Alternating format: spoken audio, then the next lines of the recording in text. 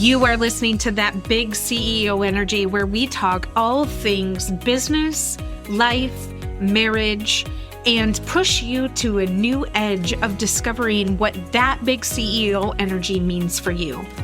Listen, I understand that we have barriers that we carry from when we were once employees, and those have impacted us as we continue to build our businesses. I'm here to walk alongside you and give you encouragement through interviews with friends and other women in business who have broken down those barriers and paved their own way. Tune in with me as we uncover some of the unconscious things that we do that keep us from building that big CEO energy we've always dreamed about. Let's dive in. Here you are. You're a juggler of life. You are a mom. You are a daughter. You are a business owner. And maybe you have found yourself in a unique challenge of juggling kids, juggling parents that are aging, and running a business all at once. I want to sort of paint this picture of what a sandwich generation looks like. You're in your prime working years. You're building your empire. You're chasing your dreams. And then suddenly you find yourself sandwiched between the demands of raising children and caring for aging parents. Does any of this sound familiar? I know it does for me. I've talked a little bit about the situation that I have, which is I have a business, right, that is thriving, doing really well, and I'm really enjoying it.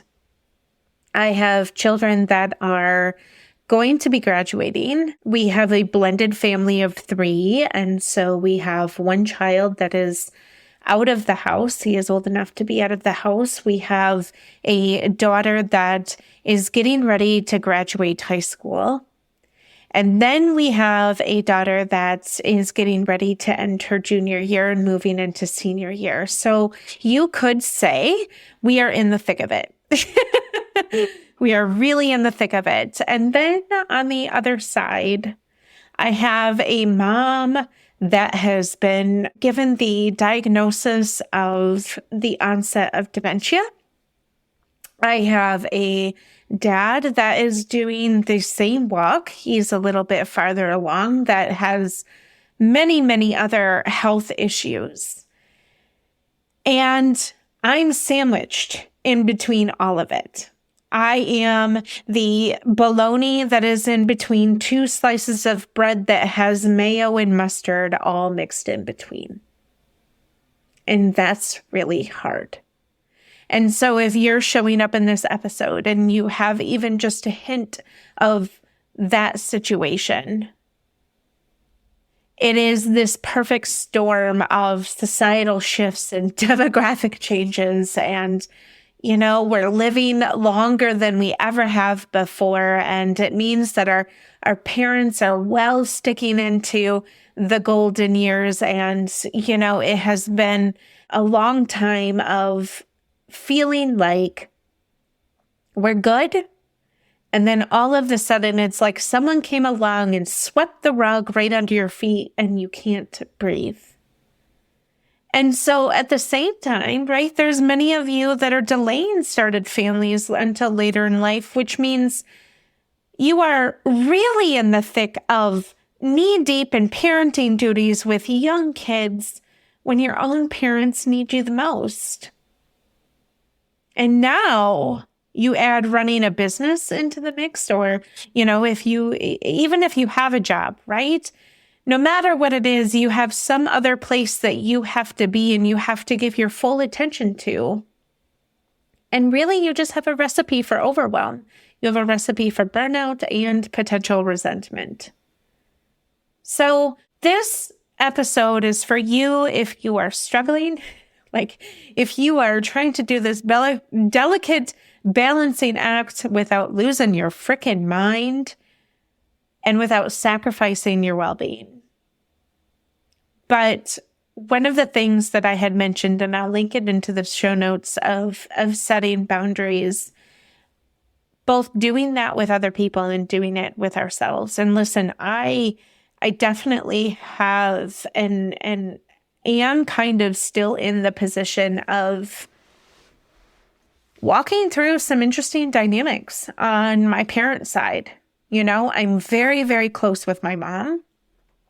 And I do have a component of honor your father and mother. And I didn't understand what that actually meant until I had to make some choices with my mom on her health. And, you know, she went through a journey of getting a pacemaker and getting weight loss surgery for her own health so that she literally did not die, walking her through knee replacements, which are really, really difficult if you are at an age where, you know, factors are just really high.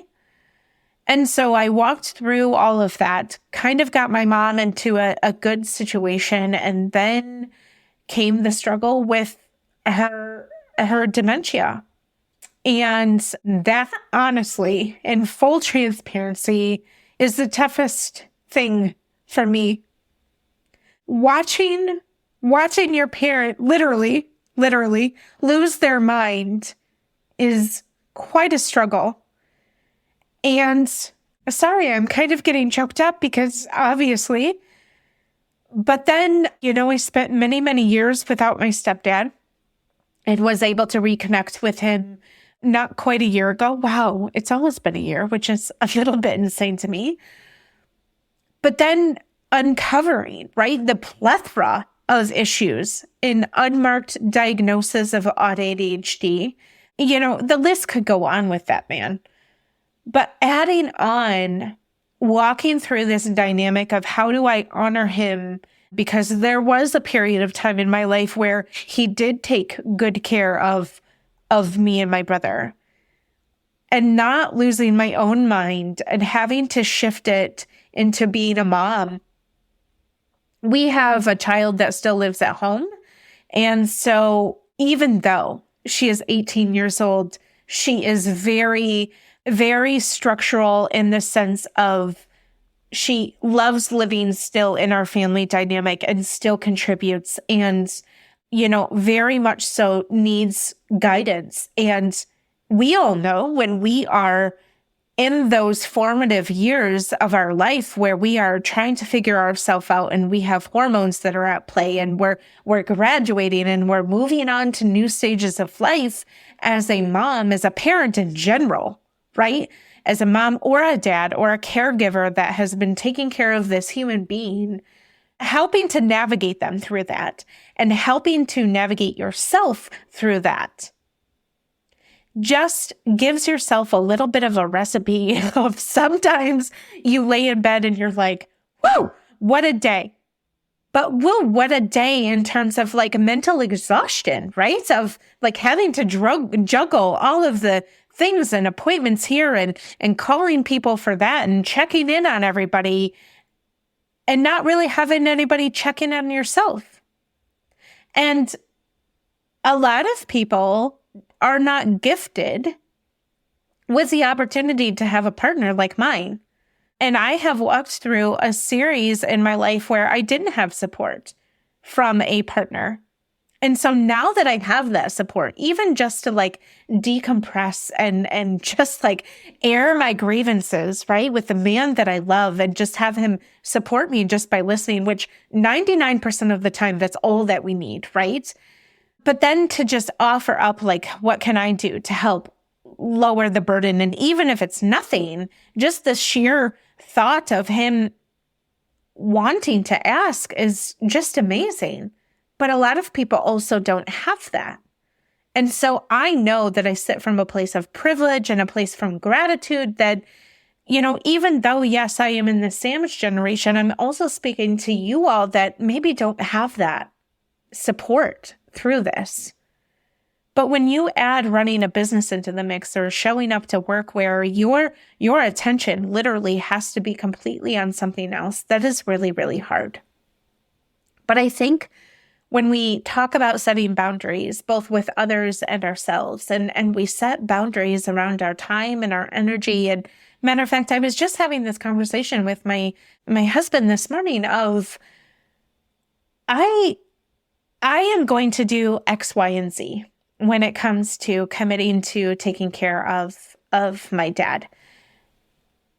But these are also the things that I'm not going to do for the sake of my sanity, for the sake of needing to continually have the commitment to having my boundaries. And so it has to, no matter what, right, still align with our priorities. And the priority, yes, is taking care of your parents sometimes, especially if you do have a healthy relationship with them. But sometimes the priority has to be on focusing on being a mom and not sacrificing who you are in that. And so there's a lot of delegation that needs to take place. But I think it honestly is having an honest conversation with yourself about what do I need, and calling out those things to people that you know. And even if you are reluctant to, pass off to them because you quote unquote don't think that they would do it as best as you would, or it leaves you feeling like there is some type of guilt or that you should just be doing it because of whatever scenario it is. When you lighten the burden by shifting the focus and saying, I am going to come from a place of delegation and also a place of management, even in the personal life of parents and children and in your business, what happens is it lightens the load for you and it makes it feel like you're not doing this all by yourself, which you're not.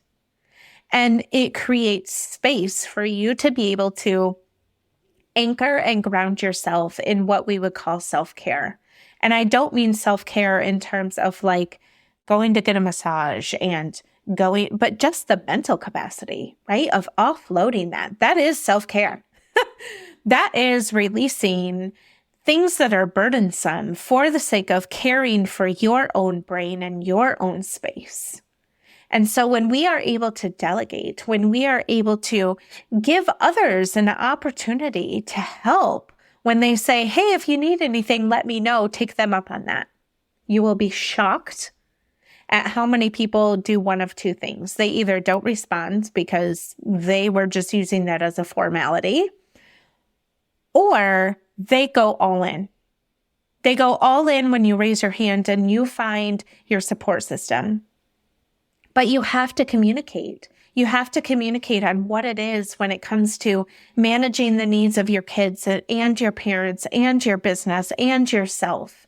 You have to have open and honest communication and conversations with your family on what you will do, what you won't do, who's going to be responsible for what. And sometimes it takes putting it on paper and having people sign off and recognize that that is what they are going to be responsible for.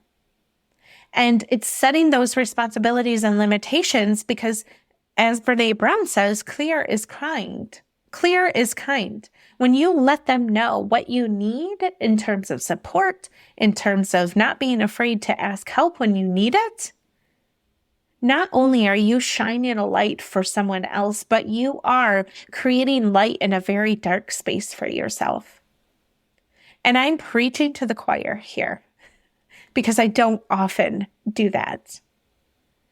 But self-care isn't selfish, right? It's essential for maintaining your sanity and preventing burnout. It's making time for the activities also that bring you to true joy and recharge those batteries, whether it's going for a walk, whether it's practicing mindfulness or indulging in a hobby, right? All of those little self-care things are super, super important, but you can't do those things without setting boundaries and creating delegation first. Because then it just feels like you have another thing to do. I was part of a group conversation that just left me a little razzled. And I'm just going to share it here, which is we were talking about joy and we were doing a meditation and going into joy. And one of the things that came up for me was my brother and I were playing baseball. My grandparents that lived here in town had a beautiful big backyard, and my grandpa had a garden. And he had 4 trees that, I kid you not, were evenly spaced out. I don't know if it was planned or not. I have no idea. I think those trees were there before they bought the house. But they were evenly spaced out in like a diamond shaped. So we naturally, as kids and imagination do, my brother and I would, like, one was home plate, right? And then the next tree was first, second, and third base. And I had that vivid memory come up of exuberant joy because I happened to, in this vision session that I was in, happened to notice that my grandpa had stopped what he was doing in the garden and looked up and just had a smile on his face. And what we were doing as kids was bringing him absolute joy. But one of the things that I took away from that exercise was, when was the last time that I just went and put my feet in grass? When was the last time that you just went and put your feet in grass, or you just did something that didn't require energy, that didn't require sacrifice from yourself, but brought you true, innocent joy? And one of the things is, a mom had mentioned in that session that, sitting with her kids this morning, that brought her joy. But I encouraged myself to think beyond that, right? Like, think beyond our titles that we have. We are moms, we are sisters, we are parents, we are business owners. But when was the last time that I truly did something that was just for me, that required nothing else except for me showing up? And I could use the example of my horse, but even when I think about that, right? When I think about that, there is an animal that is dependent upon me to guide it, to teach it things. When was the last time that you just went and existed somewhere, left your phone in the car, and just went and laid in the grass? And if you are trying to think of a time and it's taking you this long, it's been too long. And it's been too long for me. It's been too long for you. But that is a portion of self-care that I want to start implementing. And even with my husband, right? Even just like he has a motorcycle, and that brings us true joy. And most of the time, and I love this because this was actually a very recent conversation that we had, where I said, "Where are we going?" And he said, "I don't ever plan out where we're going." And we drove around and just had the best time. And we do that a lot, both in the truck and on the bike. But we didn't have an agenda, and we were just free, and nobody was asking anything from us, and we weren't dependent on each other for anything. But those small snippets of life are the very best snippets that you can give yourself, because it fills your cup. And when you make time for activities that truly bring you joy, and don't require anything but you just to exist, that's where your gratitude is found, and that is where your compassion for your daily life lies. It's easy to get caught up in the hustle and bustle of juggling multiple responsibilities, but when we take a moment to pause and really appreciate the blessing of sometimes just existing and just honoring yourself, it can keep things in perspective and ward off these feelings of resentment. When my mom and dad first started on their journey, and I started to really uncover a lot of big feelings, there was a little bit of resentment of why me? Why this family? Why? And it's important that we ask those questions, but it's more important that we don't expect an answer. Because that is fear that is creeping in, that is fear giving us a lie, that it's not about the why. It's about the how am I going to be cultivated through this? How can I lean on others? Where will I find my peace? And how will I give myself peace through this? Why doesn't answer anything. It doesn't take it away. It doesn't make it suddenly feel better. It doesn't do any of that. Why creates resentment. And so if the why then is tied into a series of events that got you to that moment, right? And the only thing that you're pulling out of the why is the small intricacies that are going to help the how, then maybe you can ask why. But if we're asking why out of resentment, that doesn't do anything. And so I even catch myself sometimes going, man, why? Why is this happening? I have to stop myself and remember that it doesn't serve me.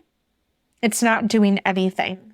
And it's not helping me figure out my own life in part of being in this sandwich. And when I create and give myself gratitude and compassion for just the small moments in my life, it's easier then to take a deep breath and remember that I am doing the very best I can with the hand that I've been dealt. I get to be kind to myself. I get to set boundaries. I get to communicate openly. I get to prioritize myself and the things that I need.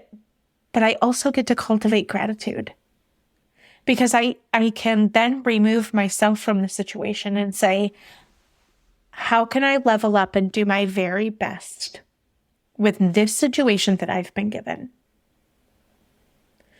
But knowing that there is grace to be found with a whole lot of love in the middle, you can navigate this balancing act with grace and resilience. You can. I promise you. Having this servitude heart is heavy sometimes. If you are naturally a person where you want to help and you want to do all the things, the best thing that you can do for yourself is give yourself the power of delegation. And yes, you'll still be rocking multiple hats. You still will, right? There's always going to be someone who needs to follow up and make sure that the people are doing what they're doing. I promise you. But you've got it. I've got it. We've got it. This sandwich generation that we are living in, like rah, here we go. But also I'm holding genuine space for you. I don't know how I'm going to navigate out of this. I don't know if I will ever not have moments of resentment. And you might be thinking the same thing too. But what I do know for sure, is that you are appreciated and you are loved. And you get the opportunity to be kind to yourself. And so if you need to today, press pause and go lay in the grass.